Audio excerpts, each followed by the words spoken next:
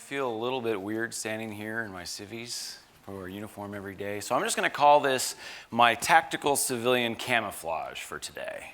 All right? So about 7 years into my Army career, I had the opportunity to apply to graduate school with the ultimate goal of coming here to West Point to teach in the Department of English and Philosophy. Now, I was stationed in South Korea at the time, about 20 miles just south of the DMZ. So there was a pretty distinct logistical challenge in getting back to the United States to go visit colleges and meet with professors and so forth. So I had to do my entire application process online, or something that us old-timers call snail mail. And this process caused a little bit of anxiety for me. As an Army captain on active duty, I was well aware that in the academic community there was some healthy dissent about the wars in Iraq and Afghanistan. They were both going full tilt at that time, and I was concerned about how my military service, my leadership experience, would be perceived by admissions committees. I thought it was what set me apart, why they would want me, but I wasn't so sure. I couldn't be sure that that was going to be valued.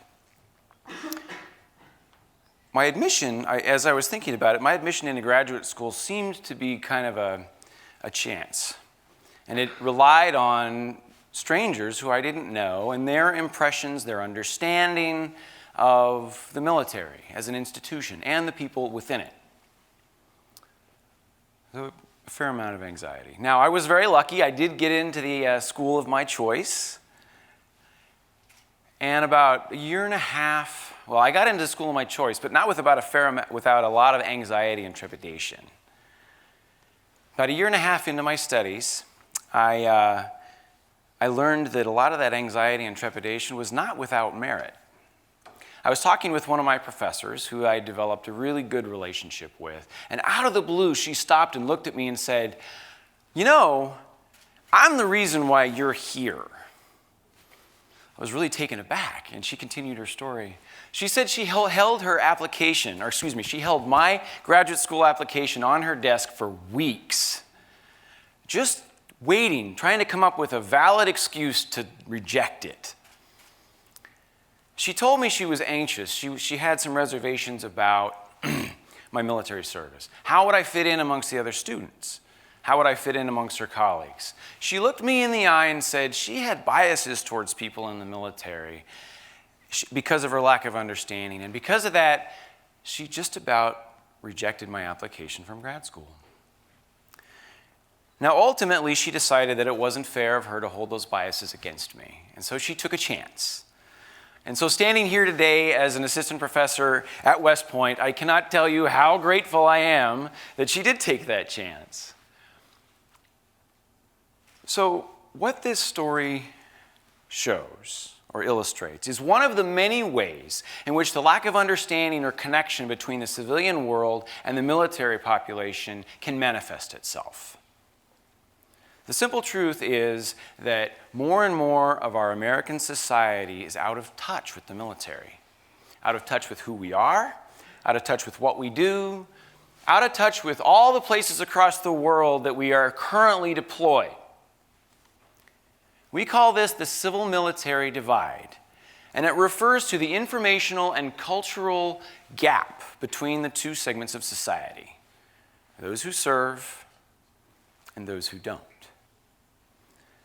Now, this issue has been written about widely in recent years, and there's a very commonly held belief amongst most authors and scholars that the two groups of our society are not as well connected as they ought to be.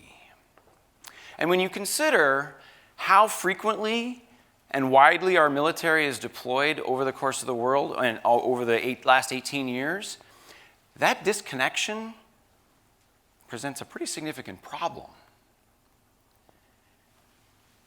You see, it's the civilian world that controls the military. How we're funded, how we're equipped, and ultimately where we go off to fight. And so if you believe in the basic tenet of democracy that our elected leaders, our civilian leaders, answer to and work on behalf of the American people, then it only follows logically that the American people need to be well-versed, fully vested, and engaged in what the military is doing and who they are. How else are they going to hold their civilian leaders accountable for their decisions based on regarding the military? Now, the civil-military divide is a complicated issue. There's many aspects that go into it. But when you break it all down on the most simple level, the civil-military divide exists because in our population of about 350 million people, only 1.5 million of us actually serve in the active duty military force. In the Army, the Navy, the Air Force, the Marines, and the Coast Guard. That's less than 0.5%. To put it into perspective, that's 1 in 200. It's kind of lonely. Now, if you factor our brothers and sisters who are veterans, that gets us a little bit further. There's still a big potential for the divide. The civil-military divide also exists because in our country right now, our 50 states don't contribute equitably to our military forces. 40 to 45% of the current military on active duty come from these southern states. You can see the imbalance. And that leaves portions like the Northeast, the upper Midwest, large portions of the West Coast and the Central states largely underrepresented in terms of the military force.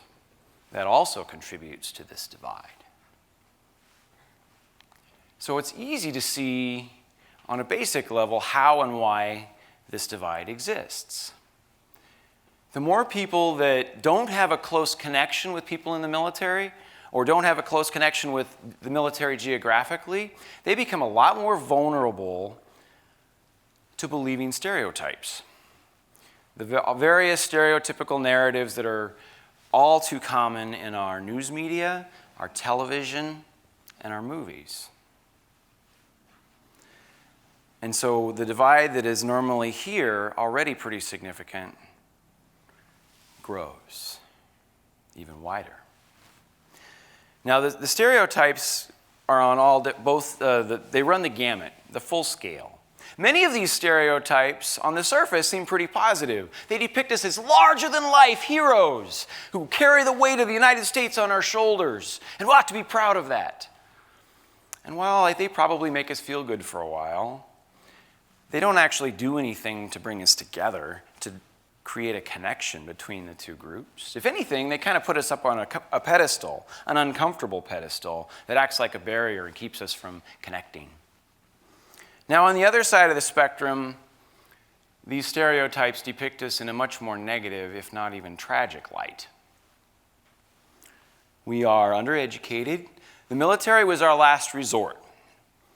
We are hardworking, but maybe a little bit unstable. We're prone to depression, substance abuse, and aggression, or all of the above. We're closed-minded in our views, politically and socially, that many in the rest of the United States might value. So when you have so many people vulnerable to these stereotypes, they miss or become blind to the reality of it that most service members are actually pretty well educated, reasonably well adjusted, and seemingly normal members of society who just want to do their jobs the best way that they can. These stereotypes create a very clear barrier that keep the two groups from coming together in the most simple way, as fellow citizens, as human beings. So what can we do? I believe the answer lies in the power of conversation. Simple, everyday one-on-one conversation. I believe that every man and woman who wears the uniform of the United States military, whether the most junior private, the most senior officer, and yes, even cadets, I believe we all collectively have the ability over time to bridge this civil-military divide. One conversation at a time. Now, the government doesn't need to go get nuts on this thing. We don't need to form high-level committees at the Department of Defense. We don't need to appoint a civil-military divide czar. We don't need to schedule a plethora of feel-good military appreciation events. That's not going to do it. What we need to do, and what the government and the military needs to do, is empower every one of us that's in the military and entrust us to go outside of our comfortable, gated communities and make a connection. One conversation at a time. The military needs to set the expectation that every one of us that wears the uniform has an obligation to be an ambassador. And as an ambassador, it is our job, our duty, to make an active attempt to stay connected with the rest of the population. One conversation at a time. Now, these are conversations that can happen anywhere. They happen at the airport when we're getting ready to get on a plane. They happen at the grocery store. They happen sitting at Starbucks. They happen standing on the sideline of our children's soccer game.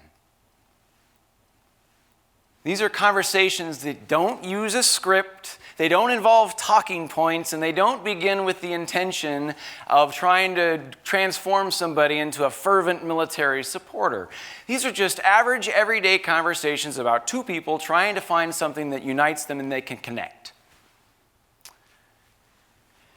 These are conversations that quickly blow through stereotypes and quickly debunk the overblown myth of the valiant military hero or the decrepit and broken down veteran. These are conversations that quickly illustrate that despite the differences in military and civilian culture, actually we all have a lot more in common than people realize. These are conversations about who our pick is for the Super Bowl. They're conversations about our cross-country trip last summer. They're conversations about our children, about their schools, about their after-school activity, about their recent piano recital. These are conversations about our spouses, about their career aspirations, and all the different sacrifices that they've made. These are conversations about our hopes for the national economy. And yes, these are conversations about our collective frustration and angst about the recent government shutdown. These are conversations that do not happen often enough. These are conversations that have the ability to leave a lasting impression on both people involved, civilian and military. So before I left graduate school, I had one last conversation with my professor. She looked at me and smiled and reiterated the fact that she was very skeptical about letting me into graduate school and didn't think that I would be very successful. She paused for a little bit and looked at me and said she was really, really glad that she did let me in. She said having me there in her classes, around her other colleagues and other students, she said her entire opinion of the military changed for the better. So you never know what impact you might have through the power of conversation. But I guarantee you, you will leave an impression. And if you approach your conversations with the same values and sincerity that you do with your military service, I think the odds are pretty good that you'll leave a long-lasting positive impression. One conversation at a time. Thank you.